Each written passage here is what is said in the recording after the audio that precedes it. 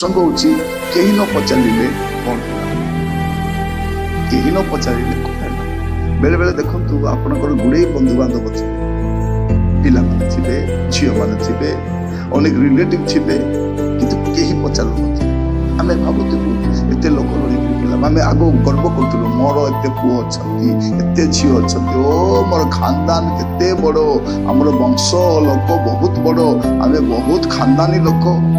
ଆମେ ଯେତେବେଳେ ଏକାଠି ହଉଛୁ, ଭୋଜିରେ ବହୁତ ଲୋକ ହୁଏ, ପର୍ବରେ ଆମେ ବହୁତ ଲୋକ ଜମା ହଉ, ବାହାଘରିଆ ଭୋଜିରେ ତ ଆମ ଘର ଜାଗା ଅଣ୍ଟେ ନାହିଁ, ଏସବୁ ଷ୍ଟୋରି କହୁଥିଲି। ଏବେ ଆପଣ ବାର୍ଦ୍ଧକ୍ୟ ଅବସ୍ଥାରେ ଅଛନ୍ତି, ଅନେଇବା ପାଇଁ ମଧ୍ୟ କେହି ଆସୁ ନା ପୁଅ ନା ଝିଅ ନା ବନ୍ଧୁବାନ୍ଧବ ନା ଝିଅ, ଖାଲି ମରିଗଲା ପରେ ମେଞ୍ଚେ ଜମା ହେବେ ଆସିକି, ଆଉ କଦା କଟା ହେଇକି ସମାଧି ଦେଇ ଯାହା ପାଇଁ ସେ ଦିନେ ଦୁଇ ଦିନରେ ପଡ଼ିବ। କିନ୍ତୁ ଆଜି ମୁଁ କହିବି ଅନେକ ଏଇ ବିତୃଷ୍ଣା ମନୋଭାବରେ ଅଛନ୍ତି, ଏଇ ଦୁଃଖରେ ଅଛନ୍ତି ଯେ କେହି ପଚାରୁନାହାନ୍ତି, ମତେ କେହି ବନଉନାହାନ୍ତି, ମୋର ପୁଅ ମତେ ଦେଖିବାକୁ ଆସୁନାହିଁ, ମୋ ଝିଅ ମତେ ଦେଖିବାକୁ ଆସୁନାହିଁ, ମୋର ବନ୍ଧୁବାନ୍ଧବ ମତେ ଦେଖିବାକୁ ଆସୁନାହାନ୍ତି, ମୋର ପରିବାର ବର୍ଗ ଇଭେନ୍ ମୋର ମଣ୍ଡଳୀ ଲୋକମାନେ ମତେ ଦେଖିବା ପାଇଁ ଆସୁନାହାନ୍ତି।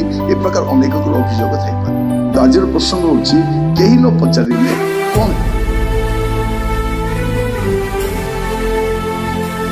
ଯେସାୟା ଭବିଷ୍ୟତବକ୍ତାଙ୍କ ପୁସ୍ତକ 46 ପର୍ବ ତାର 4 ପଦ ଆଉ 5 ପଦ ଏଟା ପ୍ରକାର ଲେଖାଯାଏ, ପୁଣି ଆମ୍ଭେ ତୁମମାନଙ୍କର ବୃଦ୍ଧାବସ୍ଥା ପର୍ଯ୍ୟନ୍ତ ସେହି ଅଟୁ ଓ ପକ୍ୱ କେଶ ପର୍ଯ୍ୟନ୍ତ ହିଁ ଆମ୍ଭେ ତୁମମାନଙ୍କୁ ବହିବା।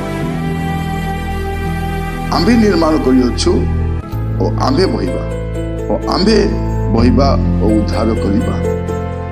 ତୁମେମାନେ ଆମ୍ଭକୁ କାହା ସଦୃଶ୍ୟ ଓ ସମାନ କରିବ ଓ କାହାର ସଙ୍ଗେ ଆମ୍ଭର ଉପମା ଦେଲେ ଆମ୍ଭେମାନେ ସମାନ।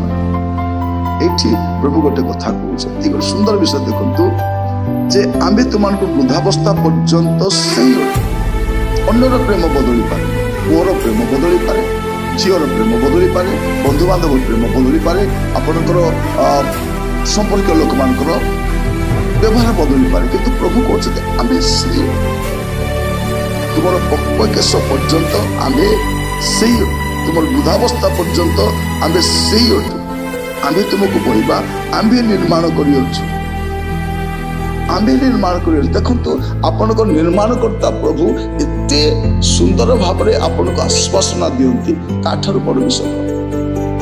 ବେଳେବେଳେ ସେ ଗୋଟିଏ ସହରରେ ଆପଣ ରହୁଥିବେ, ମୁଁ ଦେଖିଛି ଅନେକ ଲୋକ ସେ ଗୋଟିଏ ସହର ରହୁଥିବେ, ଗୋଟିଏ ସାହିରେ ରହୁଥିବେ, କିନ୍ତୁ ବାବା ମା ଅଲଗା ରହୁଥିବେ, ଏମାନେ ଅଲଗା ରହୁଥିବେ, ଏମାନଙ୍କୁ ଅନେଇବା ପାଇଁ ବି ଯିବେ ନାହିଁ। ବେଳେ ବେଳେ କାଁ ଭାଁ ଯାଆନ୍ତି, ଲୋକ ଲଜ୍ଜା ପାଇଁ ଯାଆନ୍ତି, ଇଚ୍ଛା ନଥାଏ, ନାକରେ ରୁମାଲ ଦେଇକି ଯାଆନ୍ତି, ସେମାନଙ୍କ କତିକି ବି ଯାଆନ୍ତି ନାହିଁ, ପଚାରନ୍ତି ବି ନାହିଁ, ସେମାନେ ପାଇଁ ସେମାନେ ଅଦରକାରୀ, ସେମାନଙ୍କ ଘରେ ରହୁଥାନ୍ତି, ସେମାନଙ୍କ ପ୍ରପର୍ଟିକୁ ଉପଭୋଗ କରୁଥାନ୍ତି, ସେମାନଙ୍କର ଧନ ସମ୍ପତ୍ତିକୁ ଏମାନେ ମାରି ବସିଥାନ୍ତି, ଓଲଟା ସେମାନେ ସବୁ ବିଷୟ ଏମାନଙ୍କ ନାଁରେ ଲେଖି ଦେଇଥାନ୍ତି, ତଥାପି ସେମାନଙ୍କ ଜୀବନ କାଳରେ ପଚାରନ୍ତି। ଏପରିକି କୁଳାଙ୍ଗାର ପୁଅ ଝିଅମାନେ ମଧ୍ୟ ଅଛନ୍ତି, ବିଶ୍ୱାସୀ ପରିବାର ଗୁଡ଼ିକରେ ମଧ୍ୟ ଅଛନ୍ତି, ଖ୍ରୀଷ୍ଟିଆନ ସମ୍ପ୍ରଦାୟରେ ମଧ୍ୟ ଅଛନ୍ତି।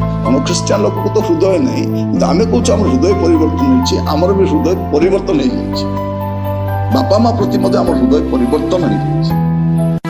ଏଇଠି ଆମେ ଦେଖୁଛୁ ପରମେଶ୍ୱର ଗୋଟେ କଥା କହୁଛନ୍ତି, ପ୍ରତ୍ୟେକ ବୃଦ୍ଧ ପିତା ମାତା ମାନଙ୍କୁ ବାର୍ଦ୍ଧକ୍ୟ ସମୟରେ ନିରାଶ ହେଇକି ମରେ, କେହି ନ ପଚାରିଲେ ମଧ୍ୟ ପ୍ରଭୁ ଆପଣଙ୍କର ଯତ୍ନ ନେବେ ବୋଲି କହୁଛନ୍ତି। ଆଜିର ପ୍ରସଙ୍ଗ ହେଉଛି କେହି ନ ପଚାରିଲେ କ'ଣ ହେଲା, କ'ଣ ହେଲା ପ୍ରଭୁ ପଚାରିବେ ନାହିଁ। ଆଉ ଯଦି କେହି ଆପଣଙ୍କୁ ପଚାରୁନାହାନ୍ତି, ମନେ ରଖିଥାନ୍ତୁ ପ୍ରଭୁ ଆପଣଙ୍କୁ ପଚାରିବାକୁ ଆସିବେ ହିଁ ଆସିବେ। ଦେଖନ୍ତୁ ଜଣେ ଲୋକ 38 ବର୍ଷ ପର୍ଯ୍ୟନ୍ତ ବିଛଣାରେ ପଡ଼ିଛି, ସତରେ କ'ଣ କେହି ନାହାନ୍ତି? ଅଛନ୍ତି, କିନ୍ତୁ ମରିବା ପାଇଁ ଛାଡ଼ି ଦେଇଛନ୍ତି। ଯଦି ତାକୁ 38 ବର୍ଷ ବିଛଣାରେ ପଡ଼ିଛି, ତାର ବୟସ କେତେ ହେଇଥିବ? ଏ ପ୍ରକାର ଏକ ବୟସ୍କ ବ୍ୟକ୍ତିକୁ କେହି ପଚାରୁନାହାନ୍ତି, କିନ୍ତୁ ପ୍ରଭୁ ଯୀଶୁ ଖ୍ରୀଷ୍ଟ ଆସୁଛନ୍ତି, ପଚାରୁଛନ୍ତି। ଆପଣଙ୍କୁ କେହି ପଚାରିବା ପାଇଁ ନାହାନ୍ତି, ଆପଣଙ୍କର ରୋଗ ଶଯ୍ୟାରେ ଆପଣଙ୍କ କତିରେ କେହି ଆସିବା ପାଇଁ ନାହାନ୍ତି, କିନ୍ତୁ ପ୍ରଭୁଙ୍କର ଉପସ୍ଥିତି ରହିଥିବା ସେ କହୁଛନ୍ତି ଆମେ ତୁମମାନଙ୍କୁ ବୃଦ୍ଧାବସ୍ଥା ପର୍ଯ୍ୟନ୍ତ ସେଇ ଅଟୁ ଓ ପକ୍ୱକେଶ ପର୍ଯ୍ୟନ୍ତ ଆମ୍ଭେ ତୁମମାନଙ୍କୁ ବହିବା, ଆମ୍ଭେ ନିର୍ମାଣ କରୁଛୁ, ଆମ୍ଭେ ବହିବା ଓ ଆମ୍ଭେ ବହିବା ଓ ଉଦ୍ଧାର କରିବା। ଉଦ୍ଧାର ମଧ୍ୟ ସେ ଉଦ୍ଧାର କରିବେ, ଜଗତରୁ ଆପଣଙ୍କୁ ଉଦ୍ଧାର କରିବେ। ଆପଣ ମୃତ୍ୟୁ ପାଇଁ ପ୍ରାର୍ଥନା କରନ୍ତୁ। ପ୍ରଭୁ ଅପେକ୍ଷା କରିଛନ୍ତି ଏ ପୁଅ ଝିଅମାନେ ଆସି ଯତ୍ନ ନେବେ ନା ସେମାନେ ଆଶୀର୍ବାଦ ପାଇବେ ନା ଆଶୀର୍ବାଦ ହରେଇବେ। ସେଇଥିପାଇଁ ଆପଣ ମେଡିକାଲ ଯାଉଥିବେ, ଔଷଧ ଖାଉଥିବେ, ବାଧ୍ୟ କରିଥିବେ। ପ୍ରଭୁ ଜଗିଛନ୍ତି ଏମାନେ ମଲା ପରେ ଆଉ କଣ ଆଶୀର୍ବାଦ? ସେ ଫଟୋକୁ ଧରିକି ଫୁଲମାଳ ପକାଇଲେ କଣ ପ୍ରଭୁ ଆଶୀର୍ବାଦ ଦେବେ? ନା ଫାଦର୍ସ ଡେ ମଦର୍ସ ଡେ ଲାଗା ଆପଣ ସେ ଫେସବୁକରେ ଛାଡ଼ିଲେ ପ୍ରଭୁ ନାଇଁ ନାଇଁ ବାପା ମାଆକୁ ମନେ କରୁଛନ୍ତି ବୋଲି। ନାଇଁ ନାଇଁ ସେଇଟା ସେଥିପାଇଁ ପ୍ରଭୁ ଆପଣଙ୍କୁ ରଖିଛନ୍ତି ଆଶୀର୍ବାଦ କରନ୍ତୁ। ଆପଣ ଜମା ବିଚଳିତ ହୁଅନ୍ତୁ। ପରମେଶ୍ୱର ଅଛନ୍ତି, ସେ ଆପଣଙ୍କୁ ଯତ୍ନ ନେବେ। ପ୍ରଭୁ ଆପଣଙ୍କୁ ଯତ୍ନ ନେବେ। ପ୍ରିୟ ଭାଇ ଭଉଣୀମାନେ, ବିଦେଶରେ ବୃଦ୍ଧାଶ୍ରମ ଅଛି। ଆମର ତ ଲୋକଲଜ୍ଜା ପାଇଁ ସେଇଟା ମଧ୍ୟ ଘରେ ଅଦରକାରୀ ଗୋଟେ ସ୍ଥାନରେ, ଅଦରକାରୀ ଗୋଟେ ବ୍ୟକ୍ତି ଭାବରେ, ଅଦରକାରୀ ଗୋଟେ ଅପରିଚିତ ବ୍ୟକ୍ତି ଭାବରେ ଅବାନ୍ତର ଗୋଟେ ପରିତ୍ୟକ୍ତ ଅବସ୍ଥାରେ ଅନେକଙ୍କୁ ଜୀବନ କାଟିବା ପାଇଁ ପଡୁଛି। ସବୁ ଥାଇ କିଛି ଏମିତି ସମୟରେ ପ୍ରଭୁ ଗୋଟେ କଥା କହୁଛନ୍ତି, ଆମ୍ଭେ ଅଛୁ, ଆମକୁ ତୁମେ କାହା ସଦୃଶ ସମାନ କରିବ, କାହା ସଙ୍ଗେ ଆମର ଉପମା ଦେବ ଆଉ ସମାନ କରିବ। ଏମିତି ଗୋଟେ ଅସାମାନ୍ୟ ସାମର୍ଥ୍ୟ, ପ୍ରେମୀ, ଯତ୍ନବାନ ପ୍ରଭୁ ଆପଣଙ୍କ ପାଇଁ ଅଛନ୍ତି। ମୁଁ ପ୍ରାର୍ଥନା କରିବା ପାଇଁ ଚାହେଁ ଆପଣଙ୍କ ପାଇଁ, ବିଶେଷ କରି ଯେଉଁମାନଙ୍କୁ ଆଜି କେହି ପଚାରୁନାହାନ୍ତି ସେମାନଙ୍କୁ ପ୍ରଭୁ ଯତ୍ନ ନେଉଛନ୍ତି। ଏ ଆଶ୍ୱାସନା ବାକ୍ୟ ସହିତ ମୁଁ ପ୍ରାର୍ଥନା କରିବା ପାଇଁ ଚାହେଁ।